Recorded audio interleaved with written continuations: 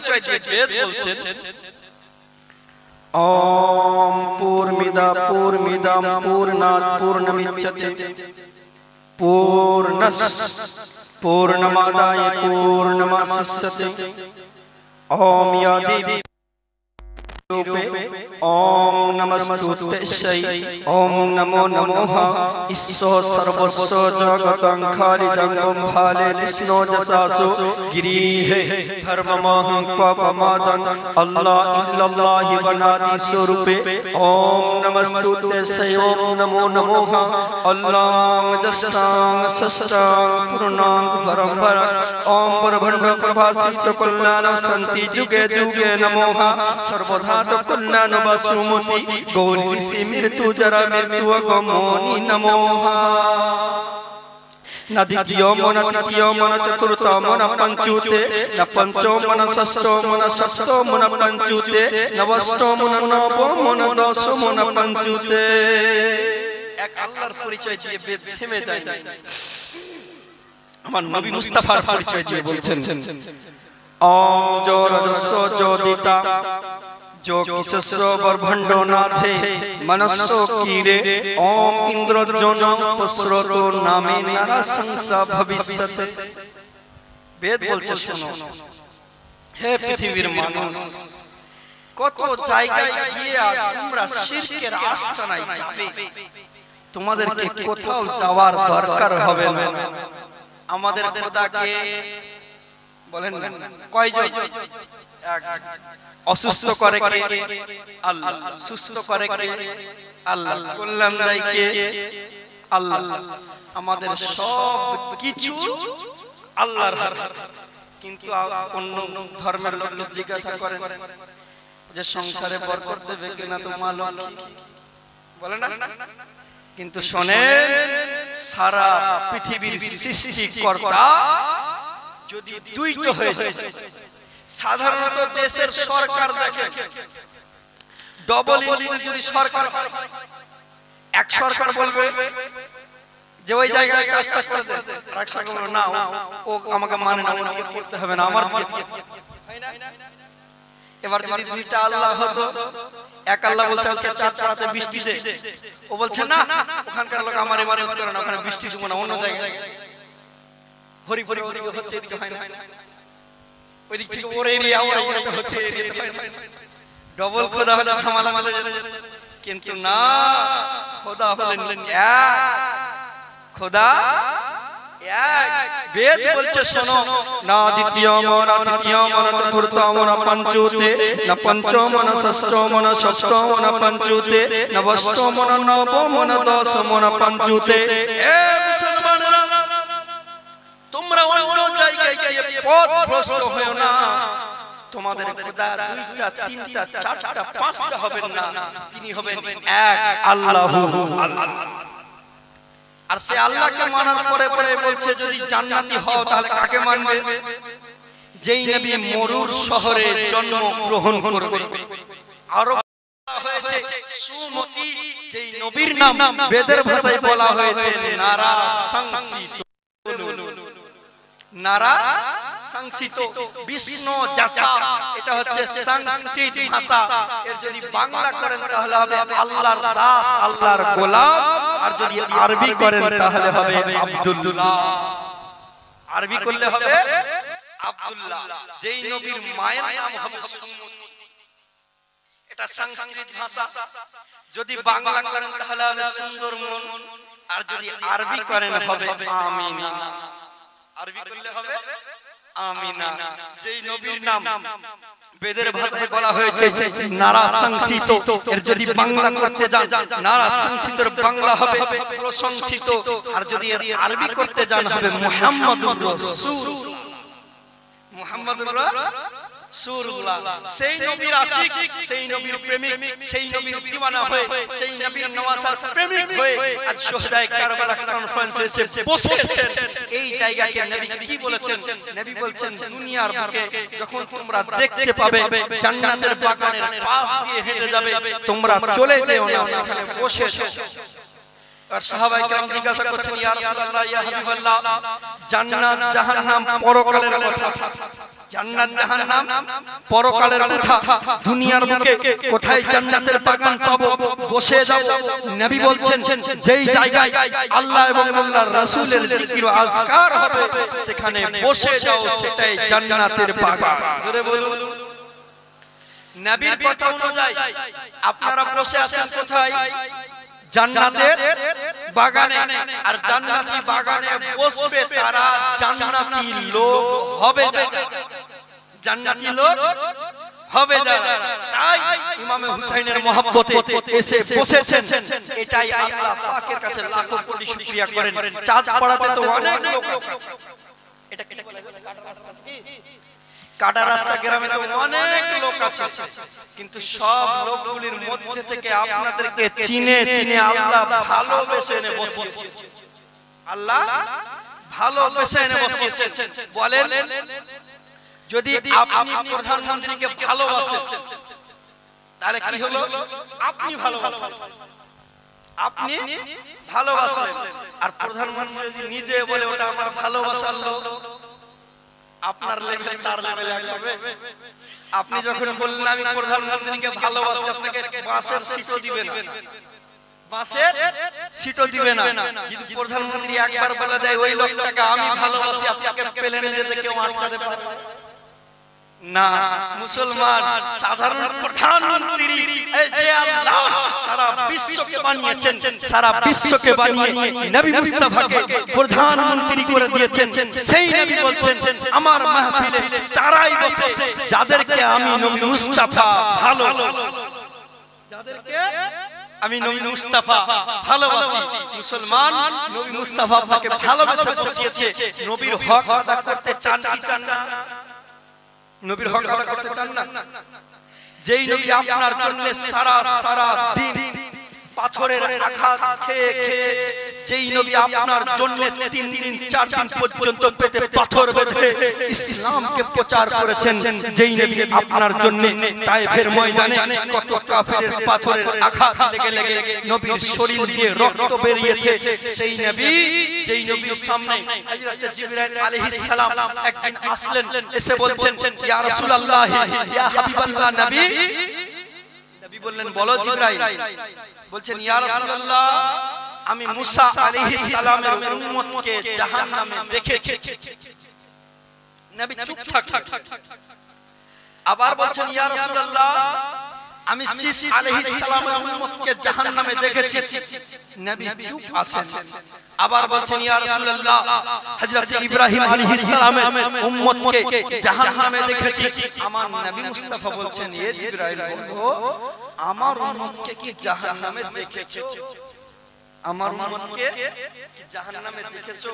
জিবরাইলের দুই চোখ দিয়ে ঝরঝর করে অশ্রু বইতে লাগলো, বলতে আছে ইয়া রাসূলুল্লাহ ইয়া হাবিবাল্লাহ নবী আপনার উম্মতকেও জাহান্নামে দেখেছি। নবী মুস্তাফা সঙ্গে সঙ্গে কান্না করতে আরম্ভ করেছেন। আল্লাহর দরবারে সাজদায় পড়ে গেছেন, বলে আল্লাহ আমার উম্মত বড় গুনাহগার, উম্মতের গুনার দিকে না তাকিয়ে আমি নবী মুস্তাফার দিকে তাকাও, আর নবী মুস্তাফার দিকে তাকিয়ে আমার উম্মতকে maaf সুবহানাল্লাহ সুবহানাল্লাহ আমার উম্মতকে maaf করে দাও। পৃথিবীর বুকে আছেন, চলছেন, বলছেন একজন মানুষ মদ খেতে খেতে মুসলমান হয়ে কি করে মদ খায় আমার মাথায় আসে না ভাই। নিজেকে দাবি করছে মুসলমান, নাম আব্দুল সাত্তার আব্দুল গাফফার রেখে দিয়েছে মুসলমানই হয়ে গেছে মুসলমান। ও মাল খাচ্ছে আর ড্রেনে পড়ে ওর মরণ হয়ে গেছে, মদ খেয়ে ফেলছে, ড্রেনে পড়ে ওর মত হয়ে গেছে। ওকে সুন্দরভাবে গোসল দিয়ে কাফন পরিয়ে যখন কবরে নামাচ্ছে, কবরে নামার সময় একটা দোয়া বলে, জানেন আপনারা? বিসমিল্লাহি ওয়া আলা মিল্লাতি রাসূলিল্লাহ, আল্লাহর দলে রাসূলের দলে নামিয়ে দিলাম, আল্লাহর দলে রাসূলের দলে নামিয়ে দিলাম। বলেন দুনিয়ার কেউ 40 বছর বাঁচলো, জীবনে কোনোদিন লাল পানি ছাড়া সাদা পানি চোখে দেখেনি? মদ ছাড়া কোনোদিন সাদা পানি খায়? ও জীবনে কোনোদিন মদ ছাড়লো না, ও সারা জীবন দুনিয়ার বুকে বেঁচে থাকলো 40 বছর, জীবনে কোনোদিন মসজিদ চোখে দেখলো না, মুখে কোনোদিন দাড়ি রাখলো না, কোনোদিন জলসা মাহফিলে গিয়ে বসলো না। ও জিন্দা থাকতে আল্লাহ রাসূলের কাজে রাখলো না, তো মরার পরে কি কাজে রাখবে? মরার সময় বলছে আল্লাহর দলে রাসূলের দলে নামিয়ে দিলাম। জিন্দা থাকতে তো বলতো মরা লাশ কিন্তু না, আমার নবী আমাকে আপনাকে কত ভালোবাসেন। বলছে গুনাহগার উম্মত, কবরে যখন তুমি আসবে, তোমার বাবা আসবে না, তোমার মা আসবে না, পৃথিবীর অন্য কেউ আসবে না, তোমার কবরে আমি নবী মুস্তাফা উপস্থিত। সুবহানাল্লাহ সুবহানাল্লাহ। তোমার কবরে আমি নবী মুস্তাফা উপস্থিত থাকবো। হে মুসলমান, মনে রাখবেন, জীবনে যাই করেন না কেন, জীবনে যাই করেন না কেন, নবীর মহব্বত সবার উপরে, নবীর মহব্বত সবার উপরে। নবীকে ভালোবাসবেন কেন?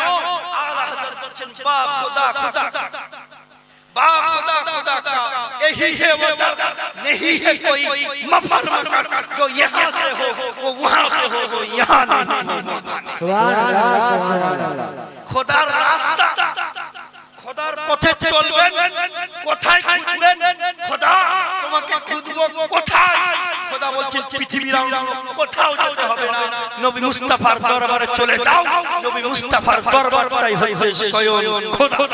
সুবহানাল্লাহ সুবহানাল্লাহ। নবী মুস্তাফার দরবারটাই খোদার দরবার।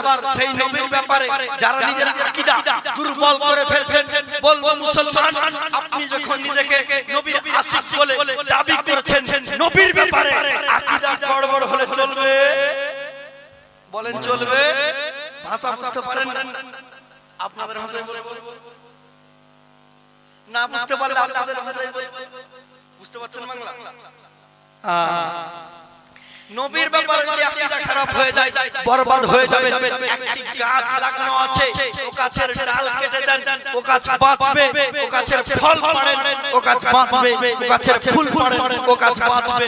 কিন্তু গাছের ফুল ফল ডালপালা শাখা প্রশাখা রেখে দিয়ে যদি ও গাছের জড় কেটে দেন, ও গাছ বাঁচবে না। আল্লাহ পাক বলছেন, শোনো, আমি সব কিছু জড় নবী মুস্তাফাকে বানিয়েছি। তোমার নামাজ, তোমার রোজা, তোমার যাকাত, তোমার হজ, কোনটা গাছের শাখা, কোনটা প্রশাখা, কোনটা ফুল, কোনটা ফল, কিন্তু তোমার ঈমানি বৃক্ষের জড় নবী মুস্তাফা। যদি নবীর ব্যাপারে আকীদা গড়বড় হয়ে যায়, মানে আপনার জড় কেটে গেল। জড় কেটে গেলে গাছে জল ঢেলে কোনো লাভ নাই। বলেন লাভ? এবার আসেন, কে কে নামাজ পড়ছে একটু হাত উঠান তো। নবীর নামাজের মাহফিলে বসে আছেন, দূরবীন লাগিয়ে কয়েকটা দেখতে পাওয়া যায়, দূরবীন লাগিয়ে কয়েকটা দেখতে পাওয়া যায়। বলেন নামাজের রুকু কয়টা? বলেন নামাজের রুকু কয়টা? একটা। সাজদা কয়টা? দুইটা। কেন? এক রাকাতে একটা সাজদা হতো, দুইটা সাজদা হলো কেন? বলবো? জানার ইচ্ছা আছে? আজকের মাহফিল, আজকের মাহফিল সেজেছে, মাহফিল সাজাতে অনেক খরচা আছে। প্রশ্নের উত্তরটা দেব। একজন বাপ ইমামে হোসেনকে ভালোবেসে মাসে যার কাছে মোবাইল আছে, মোবাইল বলতে আবার ছোট মোবাইল না, এই মোবাইল, এই মোবাইলে সবাই নষ্ট। আগে কি হতো, টিভিতে ভরে নিয়ে আসতো, তারপর দেখতে পেত। আগেকার আলিম ওলামারা বলেছিল যে শেষ জামানায় এমন হবে, মানুষের পকেটে পকেটে সিনেমা হল থাকবে। তো মানুষ মৌলভী সাহেবরাকে পাগল বলেছিল, কিন্তু এখন দেখেন মানুষের পকেটে পকেটে সিনেমা হল আছে কিনা? আছে। এই মোবাইল যারা চালায় প্রতি মাসের 350 টাকা রিচার্জ লাগে। কত টাকা? 350 টাকা। মাসে 350 টাকা করে মোবাইল রিচার্জ করছেন। আজকে নবীর নামাজের মাহফিলে বসে ঈমান রিচার্জের জন্য একজন বাপ 1200 টাকা বলেন, 12টা মাস 1200 টাকা। কি ভাই দিবেন? নারে তাকবীর, নারে রিসালাত, মাসলাকে আলা হযরত দিয়েছেন ভাই। চেয়েছি 1200 টাকা। উত্তর দিব? দিব? আল্লাহ পৃথিবীতে যা কিছু বানিয়েছেন প্রত্যেকটা জিনিস জোড়া জোড়া বানিয়েছেন। ছেলে বানিয়েছেন, মেয়ে বানিয়েছেন, যাই কিছু দেখেন না কেন আল্লাহ পাক সব কিছু জোড়া জোড়া বানিয়েছেন। দান যে একজন দিলেন জোড়া হবে না? আল্লাহ এক, তারপরে পরে নবী মুস্তাফা, আর নবী মুস্তাফার আশিক হয়ে নবী মুস্তাফার শানে নবী মুস্তাফাকে ভালোবেসে আর কি হবে না? বেশি বলি 300 টাকা করে মাসে মোবাইল রিচার্জ হলে অনেক হয়ে যায়, ওটাই নাকি? আরেকজন বলেন দেখি জোড়া হয়ে যায়, বেশি বলি 1200 টাকা 100 টাকা মাস ইমান রিচার্জ বলেন দেখি। তার মানে প্রশ্নের উত্তর আপনারা শুনবেন, প্রশ্নের উত্তর শুনবেন না, ওই প্রশ্নের উত্তর আর দিব না। আরেকজন 1200 দিলে দিব। সুবহানাল্লাহ। দাদু আমার 100 টাকা দিয়েছেন, বৃদ্ধ বয়সে এসে বসেছেন, এটা অনেক। রাসূলুল্লাহ সাল্লাল্লাহু আলাইহি ওয়াসাল্লাম বলছেন ইমাম হুসাইন জান্নাতি নওজওয়ানদের সরদার। জোরে বলেন সুবহানাল্লাহ। জান্নাতি যুবকদের সরদার। বয়স্ক মানুষগুলো বসে বসে বলছে মৌলভী সাহেব ইমাম হুসাইন যুবকদের সরদার হলো, আমাদের কি আমরা কি দান দিব? ইমাম হুসাইন তো যুবকদের সরদার, যুবকরা দিবে, আমরা কেন দিব?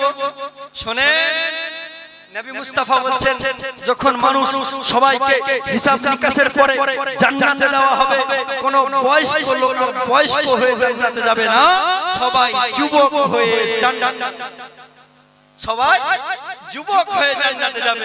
মুসলমান একজন বাপ বলেন না 1200 টাকা, তাহলে উত্তরটা বলে দিব। শুনেন নামাজের রুকু একটা করলেন, সাজদা কেন দুইটা হলো বলে দিব মুসলমান। আর নবী মুস্তাফার শানে দাঁড়িয়ে কিয়াম করলে যাদের অসুবিধা হয়, নবীর শানে দুরূদ পড়লে যাদের অসুবিধা হয়, নবীর প্রেমে গজল গাইলে যাদের অসুবিধা হয়, এরা নবীর কাছের লোক হতে পারে? বলেন না কাছের লোক হতে পারে না। মাজমুল জাওয়াইদের মধ্যে রাসূলুল্লাহ সাল্লাল্লাহু আলাইহি ওয়াসাল্লাম হাদিস বললেন ডেকোরেট ইওর মাহফিল, decorate your conference, his rude upon me. যখন তোমরা নিজের স্টেজ, নিজের মাহফিল, নিজের কনফারেন্সকে সাজাবে তো তোমরা নবী মুস্তাফার প্রতি দুরূদ পড়ে সাজিয়ে নাও। জোরে বলুন নবীর প্রতি দুরূদ পড়ে সাজিয়ে নাও। দুরূদ এমন একটা ইবাদত, এমন একটা আমল, রাসূলুল্লাহ সাল্লাল্লাহু আলাইহি ওয়াসাল্লাম বলেন আফদালুল ইবাদাতিস সালাহ ওয়া আফদালুল আমালিস সালাহ। নিশ্চয়ই ইবাদতের মধ্যে সবচেয়ে উত্তম ইবাদত হচ্ছে নামাজ, আমলের মধ্যে সবচেয়ে উত্তম আমল নবী মুস্তাফার দুরূদ।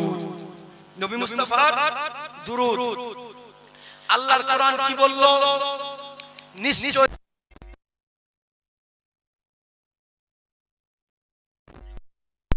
বুঝতে পারেননি মনে হয়। শহীদগণ জিন্দা। শহীদ কাকে বলে? যারা আল্লাহর রাস্তায় নিজের গর্দান দিয়ে দিয়েছে, আল্লাহর রাস্তায় নিজের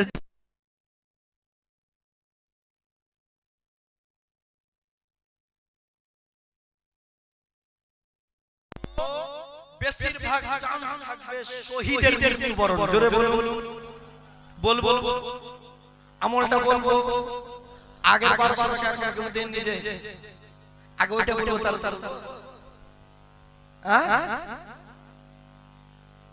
এমন একটা আমল বলে দিব যে আমল করলে পারে আপনার শহীদের মরণ হবে।